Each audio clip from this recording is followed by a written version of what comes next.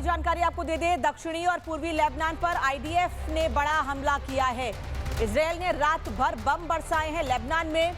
Israel ने गुरुवार देर रात से शुक्रवार तक बेरूत के कई शहरों में बम बरसाए, लेकिन साथ ही साथ लेबनान की भी तस्वीर सामने आई है जहां पर आईडीएफ ने रात भर अटैक किए हैं। इजरायल डिफेंस फोर्स के इन अटैक में काफी नुकसान हुआ है। हिजबुल्लाह के ठिकानों पर यह अटैक्स किए गए। हालांकि कल हिजबुल्लाह का एक बयान भी सामने आया था जिसमें कहा गया था कि हम पर कितने भी हमले किए जाएं, हम सरेंडर नहीं करेंगे। और हिजबुल्लाह के उन ठिकानों पर दक्षिणी और पूर्वी लेबनान में ये हमले किए गए हैं। हालांकि ये कहा जा रहा है इसमें करीब 100 से ज्यादा लोगों की इन हमलों में मौतें भी हुई हैं। अब तक लेबनान में जो हमले इजरायल की ओर से किए गए हैं उनमें 100 से ज्यादा मौतें भी हुई हैं। वहीं ये एयर स्ट्राइक रुकने का नाम नहीं ले रही है। हिजबुल्लाह के ठिकानों को चुन चुनकर टारगेट किया जा रहा है। दक्षिणी और पूर्वी लेबनान में ये अटैक्स किए गए हैं। ये तस्वीर अभी आप देख रहे हैं लेबनान की, जहां पर दक्षिणी और पूर्वी लेबनान में हिजबुल्लाह के ठिकानों को नष्ट किया जा रहा है। एक तरफ ये कहा जा रहा था कि उन जगहों को टारगेट किया जा रहा है जहां से इजरायल पर हमले किए जा रहे हैं, और अब इजरायल ने यह दावा किया है क्योंकि हिजबुल्लाह के ठिकानों से भी इजरायल पर हमले किए जा रहे हैं, इसलिए वहां पर अटैक किए गए हैं। हालांकि इजरायल ने पहले ही कहा है कि हिजबुल्लाह हूती विद्रोही ये कुछ ऐसे संगठन है जिन्हें हम आतंकी मानते हैं और इनको खत्म करने के लिए इसके पहले भी बड़े हमले और बड़े कदम इजरायल की ओर से उठाए जाते रहे हैं। और अभी भी जब ईरान पर लगातार अटैक्स हो रहे हैं, उस बीच लेबनान में भी हिजबुल्लाह को खत्म करने के लिए बड़े अटैक्स की तैयारी पहले से ही थी और अब एक बार फिर लेबनान पर ये हमले किए गए हैं। और कमांडर और राजीव सरदाला जी इस वक्त हमारे साथ जुड़े हुए हैं, मैं उनसे बात करूंगी। सर, अभी मैंने पूर्वी और दक्षिणी लेबनान की तस्वीरें दिखाई हैं जहां पर अटैक किए गए हैं आईडीएफ की ओर से। इन अटैक्स में सिर्फ हिजबुल्लाह के ठिकानों को ही टारगेट किया गया, ये कैसे सुनिश्चित किया जा रहा है? क्योंकि हिजबुल्लाह का ये कहना जितना हम पे अटैक होंगे हम उतने और अग्रेसिव होंगे, लेकिन सरेंडर नहीं करेंगे। जी बिल्कुल, देखिए ये तो बात पहले से तय रही है। जैसे हमास का खात्मा किया है इजराइल ने, उनके ऑलमोस्ट 50,000 से ऊपर लोग मारे गए हैं, तो वही आज हिजबुल्लाह का वो है जो प्रयास है कि हम हारेंगे नहीं, हम वापस अटैक करते रहेंगे। लेकिन अंत में मेरे हिसाब से जिस तरीके के आईडीएफ के अटैक हो रहे हैं वो आज नहीं तो कल इनके जो इनके हथियारों के स्टॉक पाइल हैं, इनके जो रॉकेट्स हैं, मिसाइल्स हैं, इनको नष्ट करेंगे ताकि ये आगे से खतरा ना बन सके इजराइल के लिए। तो और ये जारी रहेंगे अटैक जब तक ये बिल्कुल इनको खत्म नहीं कर देंगे इजराइल की तरफ से। ये ऑनगोइंग है, ये एक दिन का मिशन तो नहीं है, लेकिन चलता रहेगा जब तक वो कोई खतरा इजराइल के लिए ना बने।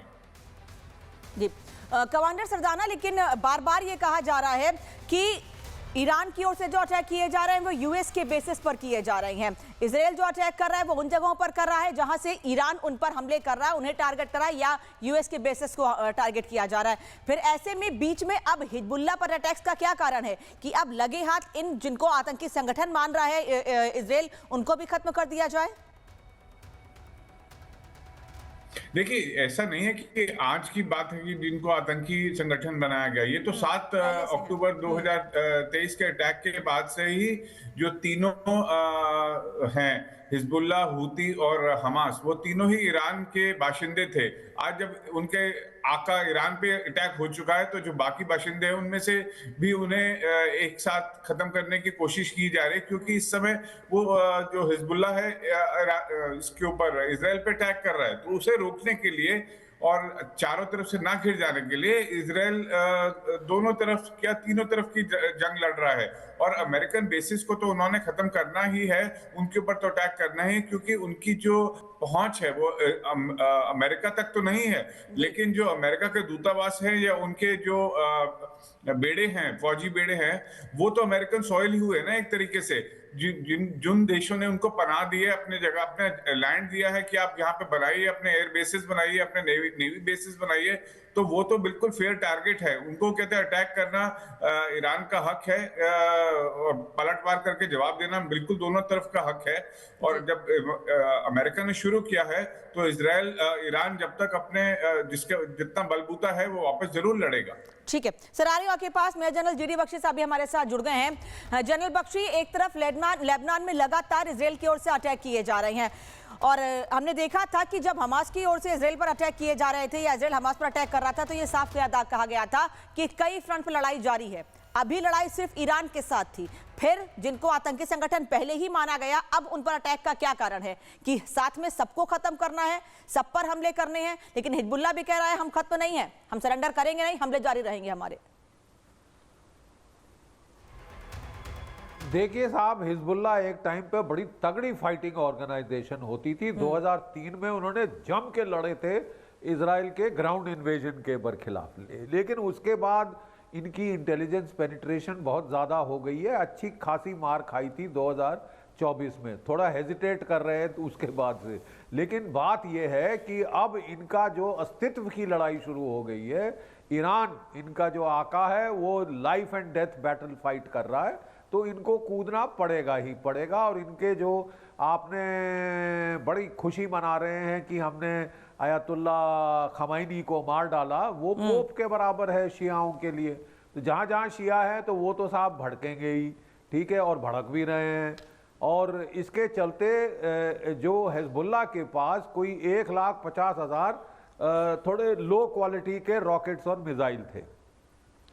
30-40 हज़ार भी वो फायर कर दें नॉर्थ इजराइल की तरफ तो नुकसान तो होगा साहब, और इकट्ठा चौतरफे हमले शुरू हों तो नुकसान होगा, ठीक है, ज़्यादा नुकसान होगा। सबसे ज़्यादा नुकसान होगा अगर हुतीज कूद पड़े। अभी तक उन्होंने कहा है कि हम रेड सी बंद कर रहे हैं, अभी तक आए नहीं हैं, वो कूद पड़े तो फिर कष्ट होगा साहब बड़ा ज़्यादा। और प्रॉब्लम देखिए, स्ट्रैटेजी समझिए आप ईरान की, एसिमेट्रिक वॉरफेयर स्ट्रैटेजी है। वो कहते हैं हम जानते हैं कि क्वालिटेटिवली क्वांटिटेटिवली हमारी ताकत इतनी नहीं है कि हम अमेरिका और इजराइल का मुकाबला कर सकें, लेकिन हम इतनी इकोनॉमिक दर्द पहुंचाएंगे पूरी दुनिया को कि वो इन पे दबाव डाले कि भैया अब रहने दो साहब, टार्जन बुंडोलो क्रीग बुंडोलो बहुत हो गया साहब, हमको दर्द हो रही है सबको, ठीक है ना साहब। और जिस लहजे में डोनाल्ड ट्रंप साहब ने बातें करनी शुरू कर दी हैं कि मैं वेनेजुला का प्रेसिडेंट हूँ, मैं ईरान में कौन सुप्रीम लीडर बनेगा मैं फैसला करूँगा। आप सुप्रीम लीडर बनना चाहते हैं? मुझे तो देखिए ऐसे भड़काऊ बयान बेवजह पूरी दुनिया को, आपके वर्ल्ड ओपिनियन को आपके खिलाफ टर्न कर चुके हैं। आपका कहना था कि मैं इतना ताकतवर हूं कि मेरे को वर्ल्ड ओपिनियन की कोई परवाह नहीं, मैं लात मारी जाऊंगा। चलिए साहब, आपको अमेरिकन ओपिनियन की परवाह करनी पड़ेगी। अमेरिका के लोग बॉडी बैग्स नहीं चाहते। 80% लोगों ने इस लड़ाई के बरखिलाफ बोला है कि हमें ये लड़ाई नहीं चाहिए।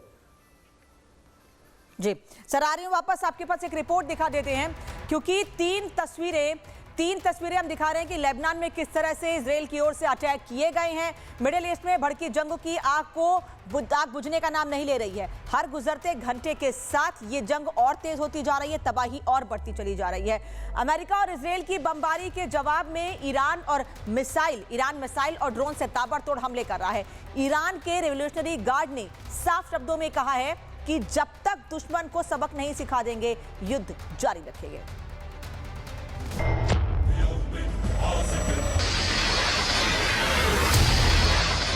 मिडिल ईस्ट का आसमान मिसाइलों की आग से लाल है। शहर शहर धमाकों की गूंज है और समंदर की लहरों पर बारूद का ढेर है। ईरान और इजराइल के बीच जंग का आज 7वां दिन है, लेकिन लड़ाई थमने के बजाय और तेज होती जा रही है।